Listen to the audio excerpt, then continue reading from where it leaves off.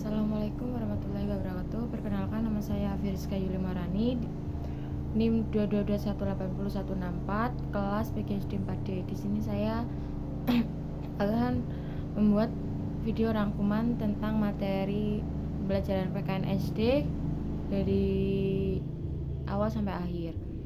Materi pertama dan yang kedua masih membahas tentang kontrak perkuliahan, tetapi di materi kedua itu sudah membahas tentang eksplorasi konsep.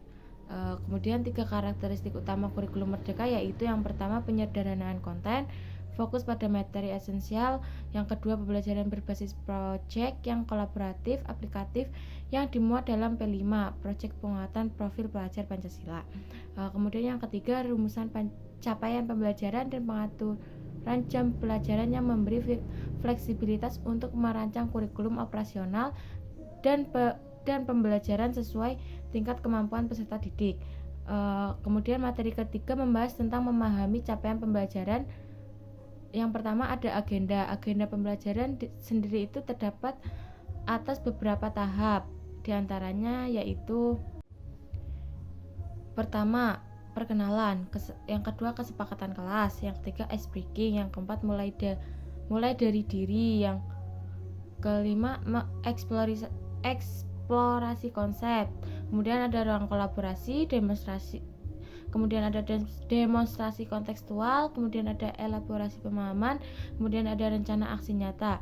Lalu ada pengertian CP atau yang bisa dikenal dengan capaian pembelajaran, merupakan kompetensi pembelajaran yang harus dicapai peserta didik pada setiap fase, dimulai dari fase fondasi pada PAUD untuk pendidikan dasar dan menengah.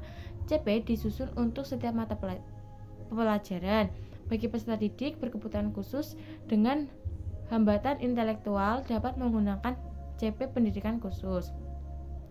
Kemudian peserta didik berkebutuhan khusus tanpa hambatan intelektual menggunakan CP reguler dengan menerapkan prinsip modifikasi kurikulum. Nah, pada materi keempat yaitu membahas tentang pembelajaran dan asesmen, proses berpikir dalam merencanakan pembelajaran dan asesmen, yaitu ada beberapa langkah. Yang pertama yaitu memahami capaian pembelajaran, yang kedua merumuskan tujuan pembelajaran, yang ketiga menyusun alur tujuan pembelajaran dari tujuan pembelajaran, kemudian yang terakhir yaitu merancang pembelajaran dan asesmen. Lalu materi kelima ini membahas tentang menyusun TP dan ATP. Hal-hal yang perlu diperhatikan ketika menentukan TP yaitu karakteristik peserta didik, konteks lingkungan pembelajaran, karakteristik mata pelajaran, topik atau konsep yang dipelajari. Kemudian materi yang keenam yaitu membahas tentang merancang pembelajaran modul ajar. Nah, tujuan pembelajaran ini peserta secara mandiri akan menggunakan pembelajarannya untuk memahami teknik modifikasi modul ajar. Yang pertama memahami kriteria ketercapaian tujuan pembelajaran. Yang kedua menentukan teknik asesmen awal dan akhir. Yang ketiga menentukan desain langkah kegiatan pembelajaran yang sesuai pada modul ajar yang dimodifikasi.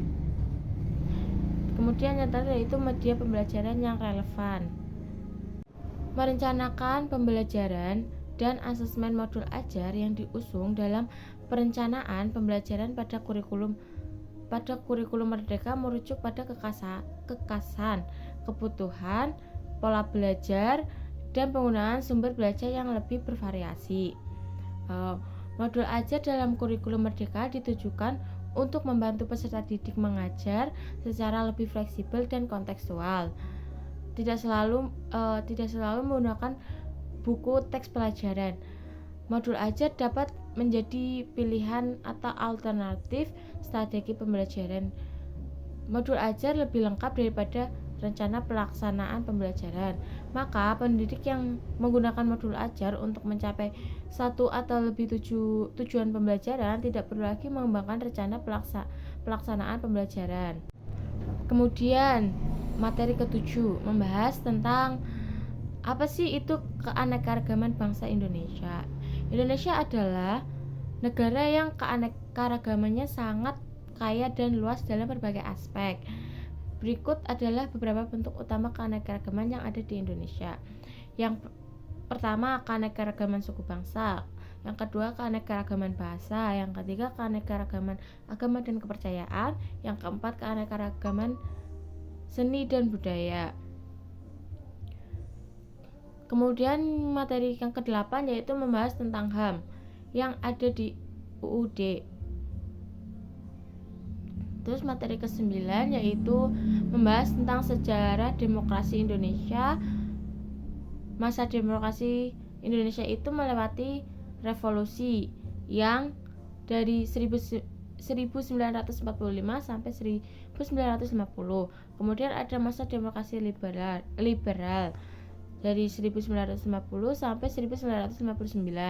Kemudian ada masa demokrasi terpimpin yaitu 1959 sampai 1965. Kemudian ada demokrasi masa Orde Baru yaitu dari 1996 sampai 1998. Terus kemudian ada demokrasi masa transisi dari 1998 sampai 1999. Kemudian ada demokrasi masa reformasi dari 1999 sampai sekarang.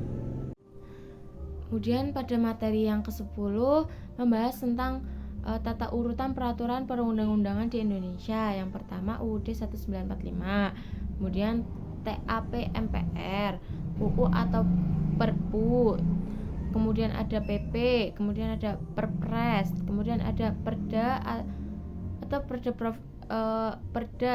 yaitu Perda Provinsi dan Perda Kabupaten atau Kota, Perdes, peraturan pelaksanaan lainnya, permen, peraturan kepala lembaga, pergub atau kemudian perbub atau perwal, instruksi dan keputusan, inpres dan kepres. Materi yang ke-11 yaitu membahas tentang globalisasi. Ruang materi globalisasi pada siswa SD. Materi globalisasi yang ada di SD terdapat di dalam buku PKN yang membahas tentang pengertian globalisasi secara umum. Di dunia pendidikan yang dimasuk di situ yaitu pengertian globalisasi. Yang dijelaskan globalisasi adalah proses ketika dunia menjadi beragam karena terhapusnya identitas dan jati diri. Contohnya dewasa ini masyarakat lebih mengenal kebudayaan yang sudah mendunia seperti dance dibanding kebudayaan lokal seperti jaipongan atau tarian-tarian kebudayaan Indonesia yang lain, jalan kepang ataupun kebudayaan lokal lainnya. Perkembangan teknologi yang terjadi di dalam globalisasi memunculkan banyak alat-alat canggih yang kemudian menjadi suatu kebutuhan bagi masyarakat di seluruh dunia. Itu dia rangkuman materi dari yang pertama sampai materi ke-11. Sekian dari saya. Wassalamualaikum warahmatullahi wabarakatuh.